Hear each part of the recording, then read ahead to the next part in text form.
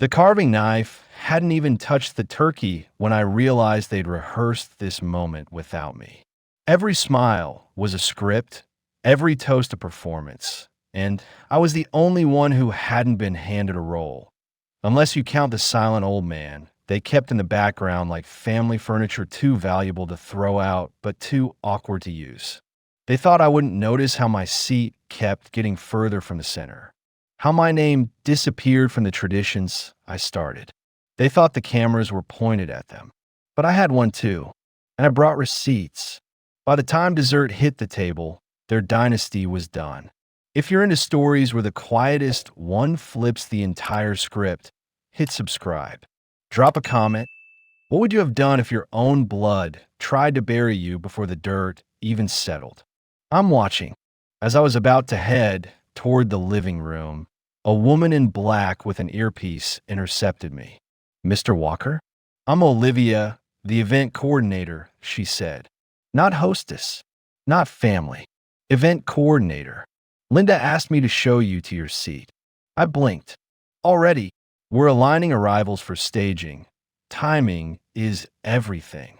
She led me toward the dining area, a grand hall with a 20-seat oak table at the center, already half filled with guests in designer sweaters and forced laughter. She didn't stop there.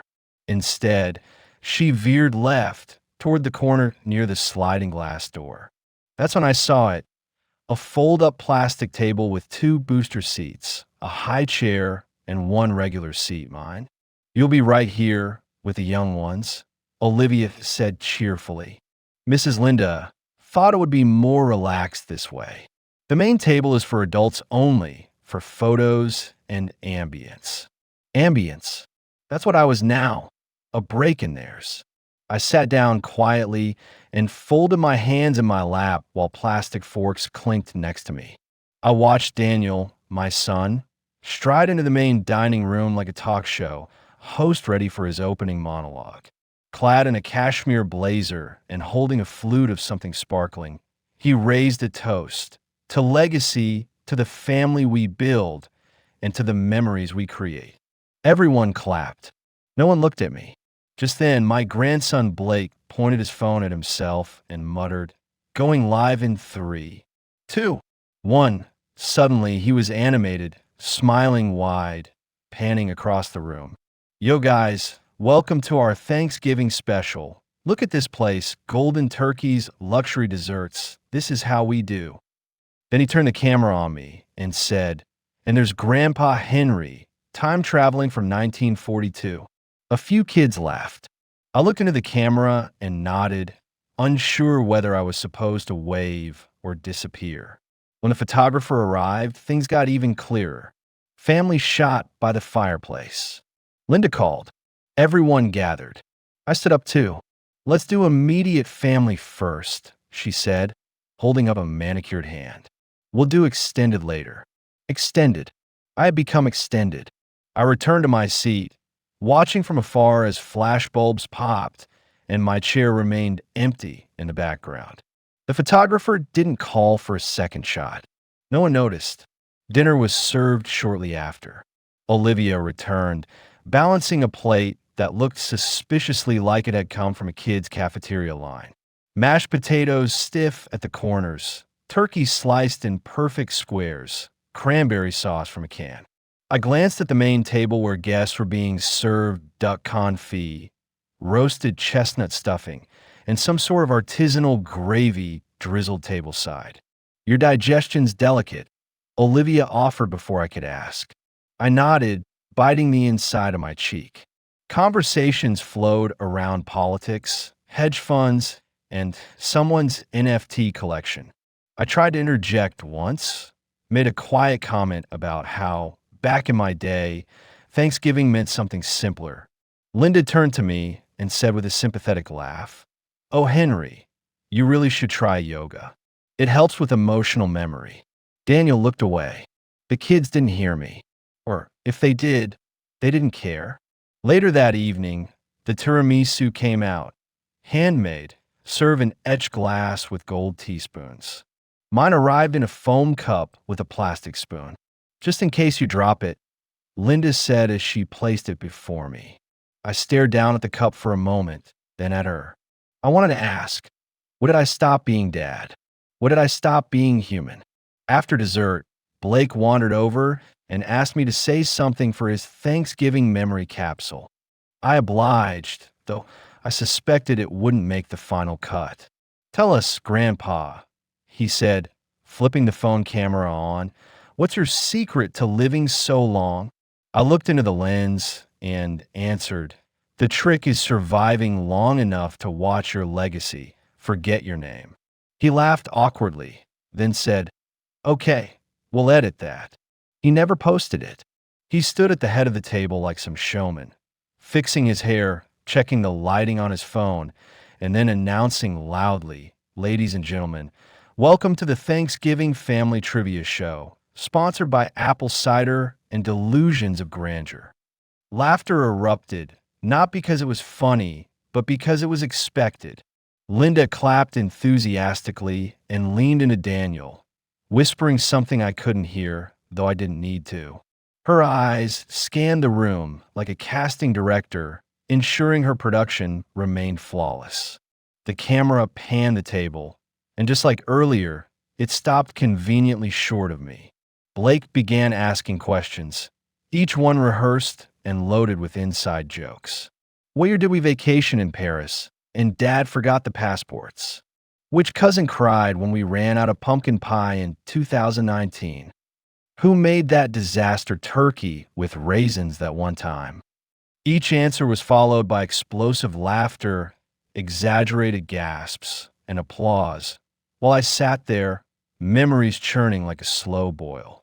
I remember cooking that turkey with raisins, an experiment that failed but one that everyone pretended to enjoy back then. I remembered taking Daniel and his sisters to the airport in the summer of 1996, passports neatly in my blazer pocket, triple checked. But now, my role in these stories have been replaced with silence or selective amnesia. The only time my name was mentioned was when someone joked about how I once used a flip phone until 2015. Trying to participate, I raised my voice slightly to offer a trivia question. Who remembers which year Grandma made the cranberry sauce from scratch after losing her job, and we all ate by candlelight because the power went out? My voice floated toward the table, but was immediately overshadowed by Blake shouting, next question. What's Mom's favorite Thanksgiving wine? Daniel glanced at me, eyes briefly catching mine, then looked away. It was clear I had interrupted their flow, like a static burst on a pristine frequency. I shrunk back into my seat, my own question lingering in the air like smoke no one wanted to inhale. The evening then transitioned into confessional time, an idea cooked up by Blake and his girlfriend where each person would film a 30-second video stating what they were thankful for this year. One by one, family members rotated into a corner of the room, transformed into a mock studio, complete with a ring light, a stool, and a customized chalkboard that read, Grateful AF 2025. Each recording followed the same format. I'm thankful for my amazing family, for Daniel who worked so hard, for Linda who organizes everything, and for Blake's YouTube channel. They took turns cycling through the same script, and when it came time for me, no one invited me over. I walked slowly toward the setup anyway, hoping someone would notice. Linda spotted me mid-step and chirped, Dad, maybe we could get your clip later. When we do the vintage-style ones with filters, it'll look more cohesive with your aesthetic. She smiled like a hostess defusing a situation at a fancy dinner. I nodded, stepping back to the kids' table, where a toddler had spilled applesauce onto my sleeve. I wiped it with a napkin, not bothering to ask for help. Blake began editing clips instantly, narrating how these would become part of the family's annual digital memory capsule, a password-protected time capsule to be opened in 10 years. The irony struck me so hard I almost laughed. A digital vault of curated lies, packaged memories devoid of actual meaning. and seal the way for a future that likely wouldn't care. Daniel approached me briefly to hand over a small box. "Here, Dad," he said. "Linda wanted everyone to get a keepsake." Inside was a crystal USB stick with a family crest engraved. I asked what it contained. "All the videos and photos," he said flatly. I turned the stick over in my palm, staring at the golden W carved on the side. "I'm not in these, am I?" I asked quietly. Daniel hesitated. "Well, Blake's still editing. Maybe we'll add you in post," he offered, half joking, half hoping I wouldn't press. I nodded. Post-production inclusion, the story of my later years. As the night continued, Emma, my granddaughter, came over to sit beside me for the first time that evening. She didn't say anything at first, just pulled her chair closer. I appreciated that. We watched as the rest of the family cheered for another round of Walker Family Speed charades, a game Linda insisted be filmed in vertical format to optimize TikTok performance. Emma finally whispered, "They don't see it, do they?" I looked at her, confused. "See what?" I asked. "That this isn't family anymore," she said. Her voice didn't crack, but something in her tone told me she'd been thinking it for a while. "They're just performing. For followers. For each other. No one's actually grateful, Grandpa." I smiled faintly.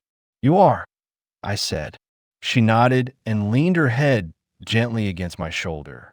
No camera caught that moment. No one applauded. But it was the only real thing that happened all night. Olivia, ever the efficient coordinator, floated through the room announcing that plated service was to commence and reminding guests that the cranberry pearls had a hint of citrus, so please note allergies. I glanced around to see no one paying attention to her. Everyone was too busy arranging their silverware or double-checking their angles in the reflection of their utensils. As the first course made its rounds, I felt a tickle in my throat, likely from the scented pine cones placed a few feet away. I coughed once gently into my sleeve. The response was immediate and sharper than I expected. My daughter, Beatrice, snapped her head toward me with a face halfway between alarm and disgust. She clutched her wine glass like it might shield her. "Dad," she said, voice barely a whisper but laced with steel, "did you get tested before coming?" The music hadn't paused, but her words seemed to hover in the air anyway. "I just had my hair done this morning. You know how sensitive I am to getting sick." I blinked, confused, and offered a polite but tired response. "It's just a dry throat, honey." She rolled her eyes and turned to her husband to whisper something. He nodded solemnly like we'd just confirmed the arrival of a new pandemic. It wasn't the cough that hurt. It was the way they made it into a violation. I had come to dinner, not to be treated like a biohazard. When the soup course arrived, small porcelain bowls filled with orange-hued liquid, I looked down at mine with some recognition. The color was almost right. The aroma, vaguely familiar. I smiled. "Pumpkin soup," I said, looking toward Linda. "That's the one I used to make every year, remember?" Her fork paused midair. She looked at me with a tight-lipped smile that didn't touch her eyes. "Oh, this is a new take," she said. "We cook hygienically now, with molecular food tech. Yours was quaint." She turned back to her conversation before I could reply. Quaint, as if memories were dust-covered trinkets they had upgraded from. I stared at my bowl. It was garnished with a dollop of foam and a microgreen that looked like it had been tweezed into place. I remembered the version I used to make. Roasted pumpkin from the backyard garden, a splash of cream, nutmeg, and sometimes a bit too much salt. The kids loved it, even when it clumped or when I burned the first batch. They used to fight over the last spoonful. But tonight, it wasn't soup. It was an insult served hot with garnish. Emma saw the exchange and frowned. She leaned over and whispered, "Your soup's better. This tastes like someone dissolved a candle in a lab." I chuckled under my breath. Her words were balm, but the wound still stung. The courses continued, each more elaborate than the last. A beetroot salad so minimalist it looked unfinished. a main course of duck medallions on what they called soil of walnut, and a dessert deconstructed so thoroughly it needed an instruction card. Each plate arrived with a poetic description and a warning about allergens, sodium, or wine pairing. At no point did anyone look over to ask if I liked it. No one checked whether I could read the QR code linking to the chef's backstory. I didn't care about the origin of the duck or the molecular density of the foam. I wanted to be asked if it reminded me of anything. I wanted to be seen. Partway through the meal, Linda began a toast, clinking her glass with an app-controlled bell chime. "We are so grateful," she began, "for family, for health, and for the inspiration we draw from one another." She gestured toward Daniel, who smiled humbly. To Daniel for running the company so gracefully, to Beatrice for maintaining balance and elegance, and to Blake for building a personal brand that lifts all our voices. Glasses clinked. Applause followed. She looked around dramatically, then added, "And of course to Henry for being here with us tonight." A pause followed. No one clapped. They had already returned to sipping. My nod of acknowledgement hung in the air like a balloon no one wanted to pop. That's all I was, someone being here. Not for raising these children, not for paying off their first homes, not for sitting through their recitals, nor for watching my wife die without letting them see me cry. Just here. I could have been a potted plant with a name tag. At one point, Blake stood and waved his phone. "Time for a family poll," he announced. "Favorite dish tonight? Scan the code and vote." Everyone cheered and took out their phones. I didn't have mine. Emma offered hers, but I shook my head. "I've already cast my vote," I said. "In my memory." She smiled and slid her phone away without another word. When the winning dish was revealed, chocolate dust air with freeze-dried basil mist, everyone applauded. I didn't. I couldn't taste it. After dinner, as guests meandered to the lounge area for coffee flights and imported tea ceremonies, I remained at the table, sipping the last of my lukewarm cider. I overheard someone say, "He looks confused," and another reply, "He's just old. Probably can't keep up with the modern pace." The comments weren't even said cruelly. They weren't whispered with malice. They were stated like facts. Observations of a man out of time, no longer invited to participate, only tolerated as part of the backdrop. Like the antique mirror in the foyer, kept for charm, never consulted. She claimed, capturing milestones from each passing year. Guests gathered near the grand staircase, where a massive digital frame had been mounted beside gold-foiled lettering spelling out Walker Family Legacy. I stayed back at first, finishing my cider and resisting the familiar sting crawling up the back of my throat. Emma nudged my elbow gently, motioning toward the display. I rose slowly, my knees reminding me of the decades they had carried others before me. As I approached the crowd, the screen cycled through high-resolution photos, vacations, graduations, birthdays, even ordinary weekends transformed into cinematic stills. Laughter rang out as images of Linda in ski goggles, Daniel popping champagne, and Blake mid-speech at some corporate retreat flashed by. There were candid shots of the backyard barbecue, Beatrice's baby shower, and even the family's annual apple-picking outing last fall. But something was missing. Someone. Me. I wasn't in a single photo. Not in the background. Not in a corner. Not a silhouette. Not a reflection in glass. Nothing. I blinked once, then twice, hoping I'd simply missed one, that I'd blink and there I'd be, sitting quietly beside my late wife, smiling politely next to Emma at her high school graduation, standing beside Daniel at the ribbon cutting for his first business. But no, the slideshow looped twice, and each time, the void where I should have been screamed louder. Beatrice clapped her hands to quiet the crowd and began narrating a few of the more meaningful moments. She paused on an image of the family sitting on a picnic blanket under golden autumn leaves. "This was last year's Thanksgiving, the first time we hosted at our new house," she said. Everyone murmured in agreement, praising the light, the composition, the memory. My stomach dropped. I had been there. I remembered arriving with a bottle of wine no one opened, sitting on a folding chair while they all took this photo, asking if someone could take another one with me in it. No one did. I had stood just 5 feet to the left, smiling, waiting forgotten. Emma's jaw tightened.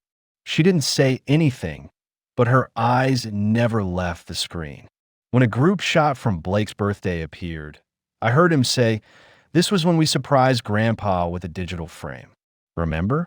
Though I think he still prefers printed photos, bless him. I turned my head slowly, listening.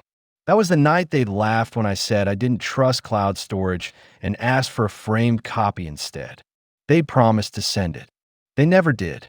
Then came the most cutting moment of all. Linda tapped the screen to stop the slideshow and said, "We're also working on a family timeline, photos from the last 15 years arranged by year, person, and achievement."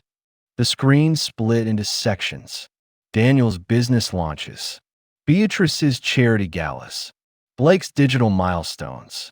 Even the dogs had a column labeled pause and memories. I waited. There was a brief blank panel labeled Henry. One image appeared, a blurry snapshot of me asleep in a recliner, mouth slightly open, with a birthday hat lopsided on my head. Everyone laughed. "Classic," someone called out. Linda said, "That's the only one we could find, unfortunately. Dad's not a big fan of pictures." I said nothing. I had once carried a Nikon camera to every family trip. I had albums, physical ones, cataloging every scraped knee, every school recital, every bedtime story reading. But none of those albums had made it to the Walker family legacy wall. Those photos were too old, too unfiltered, too real. Emma reached for my hand and squeezed it hard.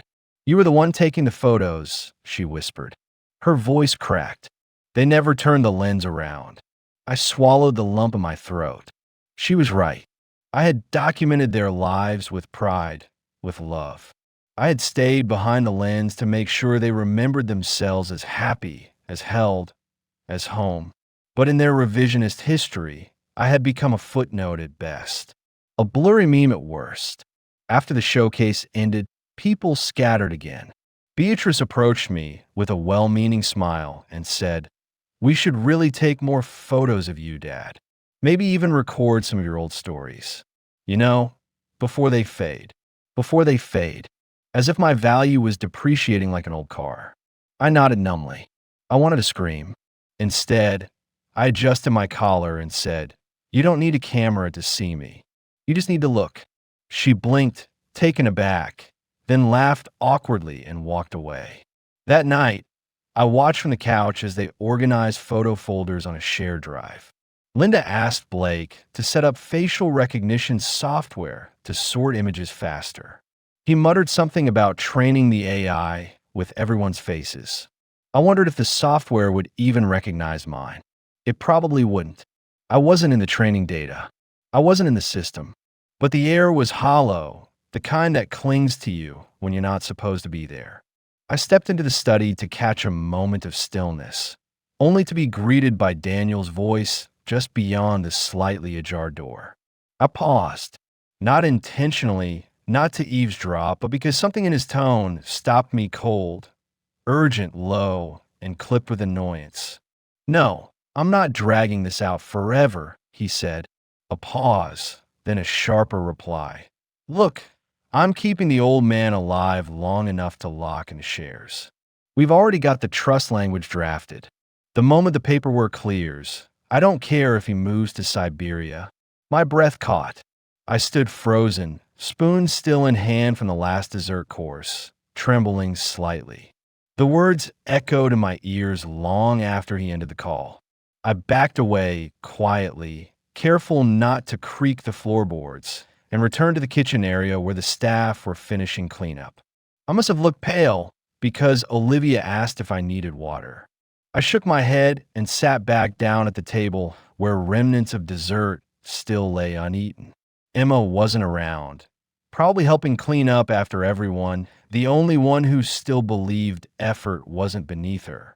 I tried to finish my cup of tea, but my hand trembled and the spoon slipped from my fingers. It clattered onto the floor, drawing a brief look from Linda, who stood nearby directing the staff like a cruise ship manager. She bent down, picked it up with a napkin that had already been used to wipe a spilled wine glass earlier, and placed the spoon on the table. "Keep it, Dad," she said sweetly, pressing it beside my cup. "Something to remember tonight by." I stared at her, trying to decode the intent behind her grin. It wasn't kindness. It wasn't thoughtlessness either. It was calculated, like everything she did. Polite cruelty disguised as efficiency. No one else noticed, of course. Daniel returned shortly after, his voice cheerful, as if he hadn't just spoken about me, like I was a temporary hurdle. He kissed Linda on the cheek, complimented her on the dessert, and began discussing the performance of his new real estate app with Blake, who nodded like a student before a tech guru. I watched them, feeling the weight of being present but not included. I could see how Daniel had become what he was: successful, confident, unflinching. But I also saw something else, something hollow in his eyes when he wasn't performing. He had inherited my ambition, but none of my heart. The next moment of cruelty came not in the form of words, but in how they prepared my room. Each family had their own guest suite, lavishly furnished with monogrammed robes, silk pillowcases, imported mints. Mine was in the basement. When I asked Olivia if there had been a mix-up, she smiled and said, "The main rooms were already assigned, but we made your space extra cozy. Plus, it's quieter downstairs, perfect for rest." I descended the steps slowly, each creak reminding me that this house, this family, was no longer built for me. The room had a futon, a portable heater humming unevenly in the corner, and a stack of old blankets folded with the kind of care given to donation bins. A scented diffuser puffed artificially into the air, labeled Forest Memory. I laughed bitterly. The only memory it stirred was camping with my kids 30 years ago, when we still huddled together around real fires, not simulations. In the quiet, I finally let myself feel it all. The polite neglect, the public sidelining, the passive-aggressive comments disguised as logistics. This wasn't just generational distance or awkward family dynamics. This was something deliberate. I was being managed, edited out, monetized, and silenced. I had become a narrative inconvenience in a household built on image. The irony was suffocating. Me, a former professor of ethics, surrounded by people who twisted politeness into a weapon. My life reduced to property holdings and a smile for the annual holiday card. Later, I overheard Beatrice joking to Linda, "I hope Dad doesn't die before we set up that donor-advised fund. His memorial would make great press for the launch." Linda laughed genuinely. We could spin it beautifully: legacy, gratitude, intergenerational impact. I stood behind the staircase railing, unseen, as they walked past with wine glasses in hand, planning my afterlife like a branding opportunity. I didn't speak. I didn't confront them. What was the point? They didn't see me. Not really. I was a variable in a spreadsheet, a body with a signature they needed, a liability if left too free. I replayed Linda's condescension, her napkin-wrapped insults still metaphorically pressed into my hand. I had become a burden with a smile, a roadblock with a heart.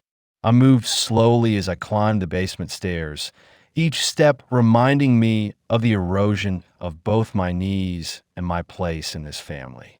When I entered the kitchen, I was greeted not with good mornings, but with busy hands and clipped voices. Linda was pacing with a tablet, checking off leftover inventory like she was managing a catering company, while Daniel scrolled through his emails and occasionally nodded at nothing. Beatrice was on a video call, and Blake was editing footage on the breakfast bar, his headphones on, eyes glazed over. No one looked up. I poured myself a cup of coffee, or what passed for coffee, some trendy blend that tasted like citrus and regret, and sat at the corner of the island. I didn't speak. I didn't interrupt. I simply existed. Emma entered last, hair still tousled from sleep, and gave me a tired but warm smile before pouring her own cup and sitting beside me without a word. It was Daniel who broke the silence. He was reading a headline on his phone, something about estate planning and elder law, and chuckled. You know, he said loudly, without looking at me, maybe it's time we move Dad to a care home. He's more of a liability than legacy at this point. The sentence hung in the air like a guillotine. Linda laughed, a short, sharp bark. Oh, come on, he's not that bad, she said, then added. But Emma's applying to grad school soon. We don't need a dementia subplot in the house. Emma froze. Her mug stopped midair. I felt the blood drain from my face. The audacity wasn't even what hurt most. It was how easily it came to them. How normal it was to speak of me like I wasn't there, like I had already slipped into some shadowy in-between space where they could discuss my life without consequence. I cleared my throat. Loudly. Daniel finally looked at me, eyes narrowing just slightly. It was a joke, Dad, he said, smirking. You know, levity keeps the blood flowing. I stared at him hard, then said evenly, do you think memory fades because we age or because our families pretend we were never there? That wiped the smirk from his face, but only for a moment. Linda jumped in to deflect. Okay, well, we're all a little tense after the holiday. Let's not make this morning awkward. Too late. Emma stood, fire in her eyes, and said, it's already awkward when the only person who cooked for all of us growing up is now considered inconvenient. She stormed out, coffee forgotten, and the room shifted with a crack no one could repair. Later, as I sat outside on the deck, alone, wrapped in a borrowed throw blanket that still smelled like mothballs, I watched Daniel pace on another call. His voice was lower this time, more careful. I couldn't hear the words, but I didn't need to. I had heard enough the night before. I had seen enough this morning. This wasn't just thoughtlessness anymore. This was strategy. They weren't waiting for me to die. They were organizing the funeral in their minds and rewriting the eulogy to fit their narrative. In their version, I was already gone. A tired, confused elder too generous to question, too weary to fight. They didn't know me at all. Linda came out onto the deck with a clipboard and a bright smile. I wanted to go over a few things before you leave tomorrow, she said, sitting beside me without asking. You're still on board for the holiday card, right? We're having it digitally rendered so you won't have to come in for the photo shoot. I didn't answer. She continued, and I spoke to a wellness specialist who does in-home cognitive assessments. Super gentle process. We just need you to sign a few forms. She held out a pen. I looked at it, then at her. Do you want my signature or my silence? I asked. Her smile faltered. Excuse me, she said, but I was already standing. Emma was the only one who stopped by my room, quietly leaving a folded cardigan on the edge of the futon with a note that said, let them see what silence makes. I didn't know exactly what she meant at the time, but her eyes had held something sharp and unshakable, like she was waiting for the final beat in a long overdue symphony. I sat alone in the library, watching dust swirl in sunlight shafts while the others returned from their curated hike, with coordinated photos already flooding group chats and Blake's story feed. They laughed louder than usual, perhaps to compensate for the tension that had formed like a crack in porcelain. Small, but ready to split everything in half. Lunch was set in the dining room again, this time with fewer frills but the same hierarchy. I was placed at the far end, a chair tucked half out, as if even furniture design had grown tired of pretending. They served leftovers on porcelain that still glinted like jewelry, and I pushed roasted root vegetables around my plate, pretending to listen while Daniel and Blake argued about investment opportunities in digital aging markets. Linda chimed in with a quote from a TED Talk, and Beatrice read aloud from a wellness newsletter about the emotional strain of multi-generational households. I was done pretending. I didn't interrupt. I didn't plead for attention. I simply waited. Emma sat 2 seats down from me, unusually quiet. Her eyes kept darting toward her phone, then to the fireplace, then to me. I noticed a tightly folded piece of paper in her coat pocket, peeking out just enough to gleam. She cleared her throat once, then again, louder. Linda glanced over, annoyed at the disruption. Emma stood, tapping her water glass with a knife, lightly, politely, the way they all like things done. "I have something to announce," she said, loud enough to echo slightly across the grand dining room. Everyone turned. Emma didn't smile. Her voice was steady, her hands calm, her gaze locked on the center of the table. "I found something this weekend. Something Grandpa wrote. A letter. A legal one." The silence was instant and absolute. Blake lowered his phone. Daniel froze mid-chew. Linda sat straighter, eyes narrowing with a cautious smile. "Emma," she said sweetly, "maybe this is something for another time. Grandpa's a little tired, and no," Emma said, "this is exactly the time." She reached into her pocket and pulled out the letter, a cream-colored sheet sealed with a wax stamp. My stamp. I'd written it 2 years ago with the help of an old friend who was still a practicing estate lawyer. Emma unfolded it slowly and began reading. "To whom it may concern," she began, voice unwavering, "and to those who pretend concern when convenient." Linda's mouth twitched. Daniel set his fork down hard. Emma continued, "As of the date of this letter, I, Henry Walker, do formally and irrevocably declare the following. All assets under my name, including but not limited to property, savings, stock holdings, and any residual royalties from academic work or patents, are bequeathed in full to my granddaughter, Emma Walker." The room erupted. "What is this?" Daniel barked, his voice slicing through the air. "You're not even dead." Blake added, as if that were the strangest part. Linda tried to stand, but found her legs too shaky to hold her. Emma didn't flinch. "There's more," she said. "In lieu of leaving anything to my children, I leave this truth. You had years to prove you were family, but only Emma chose to be."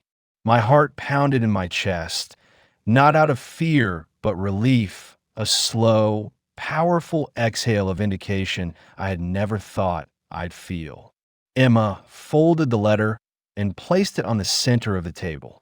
"He made copies," she added, glancing at Linda. "Filed and notarized. Dated, signed. Legal."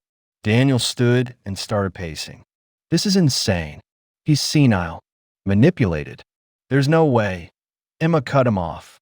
"He taught law at Yale for 30 years. Don't insult your own father's mind because it doesn't serve your pocket." Linda recovered enough to lean forward, fingers steepled. "This must be a mistake. Henry wouldn't just disinherit his children." I looked at her then, straight in her polished, practiced face, and said, "A mistake is what I made when I believed you ever saw me as more than a means to an end." Beatrice tried to appeal to emotion. "Dad, we may not always show it, but we care. You're part of this family." I smiled grimly. Families don't need to announce they care when a camera's off. Emma reached for my hand.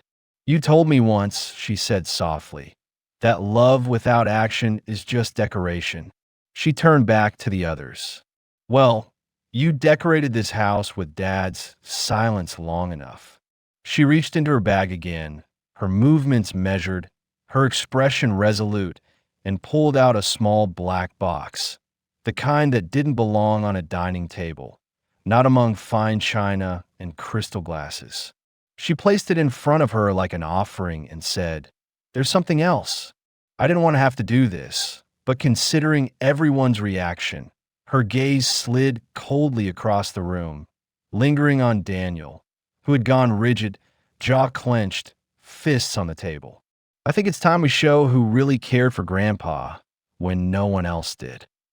The room remained still.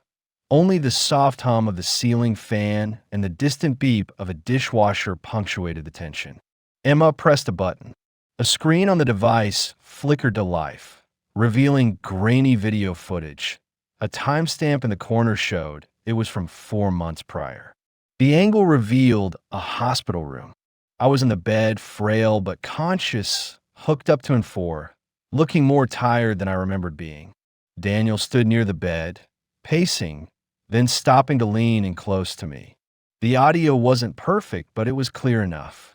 "Dad," Daniel said, "we need to finalize the estate paperwork. You're not well, and if something happens, we need to make sure everything is in order. You trust me, right?" My image on the screen blinked slowly. I looked confused, unsure, clearly in pain. Daniel continued, pressing a pen into my hand. "Just sign here, okay? It's the same thing we discussed. It just makes things easier. For everyone." The man in the video didn't speak. He just stared at the paper. Then softly I asked, "What about Emma?" Daniel hesitated. "We'll take care of her," he said, the words as dismissive as a receipt crumpled into a trash can. The video ended and silence reigned. I could feel the heat rising from my neck to my cheeks. I remembered that day now. How hazy I felt. How confused. I hadn't known what he was putting in front of me. I hadn't understood. And he had counted on that. Linda was the first to speak. "This doesn't prove anything." He was just trying to help. But her voice faltered.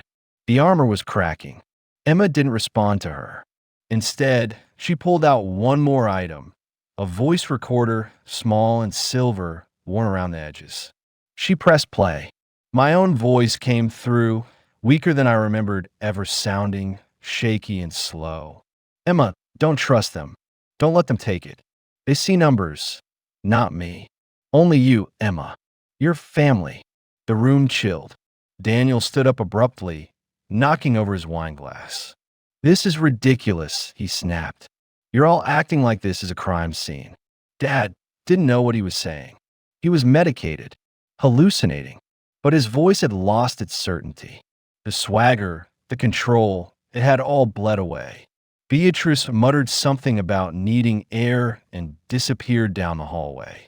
Blake, face pale, tried to lighten the mood, holding his phone out as if to record again. "Maybe we spin this, huh? Like a redemption arc?" Emma's head turned so fast, it was like a whip crack. "You don't spin truth," she said. "You face it." I sat silently, watching them crumble, not with rage or triumph, but with the calm clarity of a man finally unburdened. For years, I had doubted my instincts. I had wondered if maybe it was being too sensitive, too nostalgic, too sentimental. But this was proof, not just of betrayal, but of deliberate manipulation. They hadn't just forgotten me. They had tried to erase me, overwrite my final chapters with financial bullet points and asset charts. Emma's next words landed like thunder. "I didn't just come across that footage by accident," she said. "I installed the camera after Grandpa told me he was afraid. He didn't want to believe it, but he knew. He felt it. The indifference, the pressure, the coldness." She turned to Daniel. "You didn't just try to steal from him. You tried to break his mind, make him question himself." Her voice broke slightly, but she held firm. "But he remembered who he was, and he remembered who you were." Linda looked furious now, not at Emma, but at Daniel. "You told me he signed everything," she hissed. "You said it was handled." Daniel threw up his hands. "How was I supposed to know she'd pull this? She's a kid with a savior complex." "No," I said finally, standing with effort but purpose. "She's what a legacy should look like." My voice wasn't loud, but it cut clean through the chaos. "While the rest of you were selling off the memory of family for social posts and brunch invites, she stayed. She listened. She cared. That's worth more than any estate plan." It was Robert Cartwright, my longtime attorney and personal friend, dressed in his signature three-piece suit and wool overcoat, carrying a leather briefcase that had probably seen more truth than every room in this house combined. He looked around the space, clocked the dining room full of red-faced relatives, and gave me a slight nod. "Henry," he said, voice calm and professional as ever. "Ready to proceed?" The room snapped to attention. Linda stepped into view first, smoothing her blouse as if trying to press the situation back into place. "Mr. Cartwright, we weren't expecting you," she said, that strained smile curving over her lips like paint on cracked porcelain. "We're just finishing a family moment." Robert didn't return the smile. "This isn't a social call," he said. "Mr. Walker asked me to finalize the reading of his will in person. Given the escalation and concerns raised by Emma Walker regarding potential elder coercion, I've expedited a formal inquiry and can confirm that legal protocols have already begun." Daniel stood from the dining chair, his expression flickering between disbelief and fear. "What kind of inquiry?" he asked. "This is family business.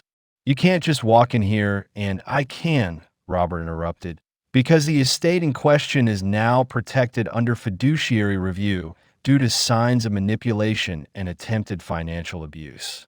Furthermore, he added, pulling papers from his briefcase and unfolding them with elegant precision, "this document, witnessed, signed, and notarized under both private and public oversight, legally names Emma Walker the sole beneficiary.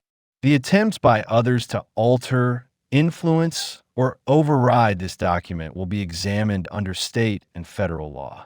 Blake groaned loudly, covering his face with both hands. "This is insane. You're ruining Thanksgiving over a letter and some crusty old tape recordings." Emma stepped forward. "Crusty old tape recordings that show your uncle trying to manipulate a sick man into giving up everything he built." Robert's face didn't change, but he nodded once, affirming Emma's words with the silent weight of law. The lawyer's presence didn't just confirm my story. It made it real in the way people like Linda and Daniel only understand, through consequence. Robert reached into his folder again and held up a second document. "This affidavit," he continued, "outlines the chain of custody for all evidence submitted, including footage from a concealed camera legally installed in Mr. Walker's private residence at his express request, following concerns of mistreatment and pressure from immediate family members." At this, Daniel exploded. "This is a setup. She planned this. She turned him against us." Linda hissed, "Shut up, Daniel," and yanked him back toward his chair, but it was too late. The room had already turned into a scene. Raised voices, accusing fingers, and the first visible cracks in their perfect facade. Beatrice, who had been silent all day, stood abruptly. "You told me this was just about restructuring," she snapped at Daniel.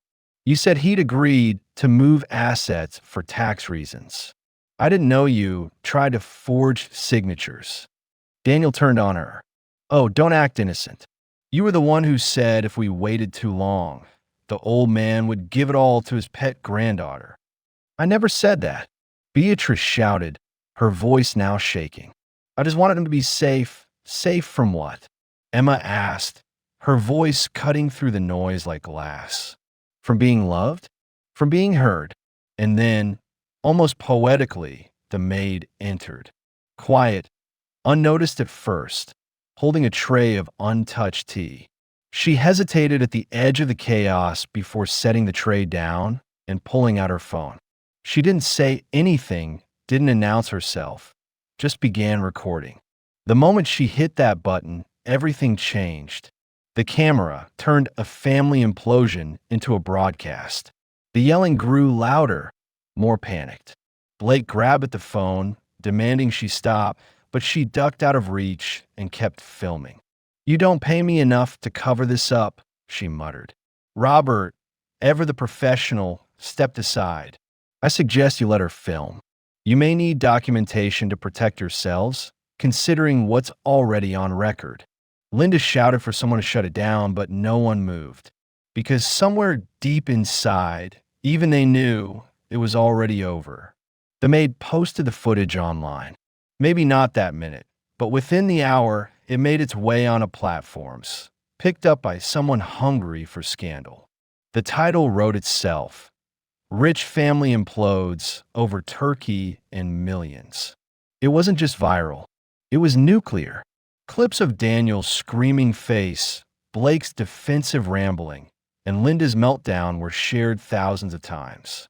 By evening, their pristine public reputations were being dissected by commentary channels and ethics blogs. Their business emails flooded with press inquiries. Their digital profiles tanked under the weight of trending hashtags. Emma and I watched it unfold in real time from the quiet of a small cafe down the road. We didn't gloat. We didn't cheer. We just sat in silence as poetic justice wrote itself in the court of public opinion. The fallout didn't just ripple, it detonated. News outlets, influencers, and self-righteous think pieces dissected every detail of what had happened at that Thanksgiving dinner. The footage captured by the maid became the centerpiece of every headline, podcast, and video essay exploring modern family greed, elder abuse, and the illusion of legacy. Commentators labeled it the turkey trust scandal, and overnight, my last name transformed from forgotten footnote in an academic journal to the symbol of a public reckoning. I had been made invisible in my own house, but now the world had seen it. The irony wasn't lost on me. It took losing everything familiar to finally be recognized for what I had always offered. Not wealth, but worth. And yet, the noise wasn't what gave me peace. It was what came after. I didn't return to the house. I had no need. Emma and I left that night with only 2 suitcases, one of which contained a photo album she had rescued from the basement. One I had built over decades, forgotten in a dusty box behind old ski gear. Every photo inside held the memories they had tried to edit out. First birthdays, backyard gardens, scraped knees, quiet Sunday breakfasts, and one image of young Emma asleep on my shoulder after her 6th grade play. That album had been my real legacy, not the deeds or account numbers they scrambled to control. We spent the following days in quiet places, driving up the coast, staying in small inns, eating at diners where no one knew our names. It was in one of those diners, over eggs and burnt coffee, that Emma said something I'll never forget. You always gave, without conditions. That's the thing they hated the most. They couldn't own it, so they pretended it didn't exist. She didn't say it for praise. She said it because she finally understood. And in that moment, so did I. Robert called the next morning to inform me that all estate proceedings had been legally ratified. No contest would succeed. The will was final, binding, and irrevocable. Emma would receive everything, not because she demanded it, but because she earned it when no one else even tried. I instructed Robert to allocate a large portion of the estate to a scholarship fund, one that would support young people who, like Emma, knew what it meant to be loyal in silence, to love without reward, to care when no one was looking. We called it the Emma Walker Trust. The media ate it up, of course, but I didn't care for the press. I cared for the letters that began arriving within days. Notes from students, caregivers, lonely grandparents, and even estranged parents who saw in our story the courage to stand up, to walk away, or to speak out. Emma read each one aloud to me, and every word felt like a salve over the years of neglect I had quietly swallowed. Daniel tried, of course. He made a public apology on a live stream, wore a black sweater, looked somber, blamed stress, gaslighted the narrative just enough to save face. Linda launched a wellness brand ironically centered around intergenerational healing, which flopped after someone leaked an internal email referring to me as that deadweight academic. Blake doubled down, leaning into the chaos, tried to monetize the scandal with reaction videos, interviews, and even a proposed reality show called Legacy Rewritten. The network passed. No one wanted to watch the downfall of a family that had already lost everything that made them human. The world saw through them, just as I had, only slower. Their consequence wasn't prison or poverty, it was irrelevance. And that was the one thing none of them could endure. Emma and I eventually settled on a small vineyard property 2 hours north. It wasn't fancy, but it had everything we needed: sunlight, space, and silence that felt earned, not forced. I spent my mornings reading, tending to grapes, writing essays that would never be published but brought me peace. Emma pursued graduate school remotely, using the inheritance not to escape her roots but to deepen them. She didn't want a mansion or status. She wanted meaning, and she found it. We hosted community dinners once a month. No press, no fanfare, just people who had nowhere else to go, sharing stories, breaking bread, offering something real in a world increasingly filtered and hollow.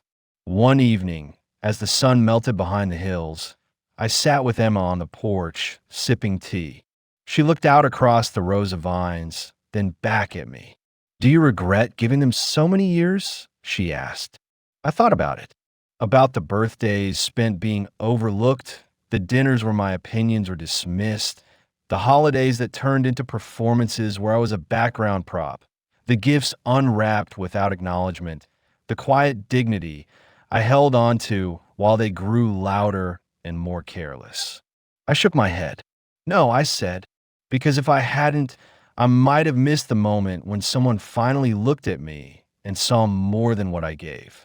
She leaned her head on my shoulder. "I'm sorry it took so long," she whispered.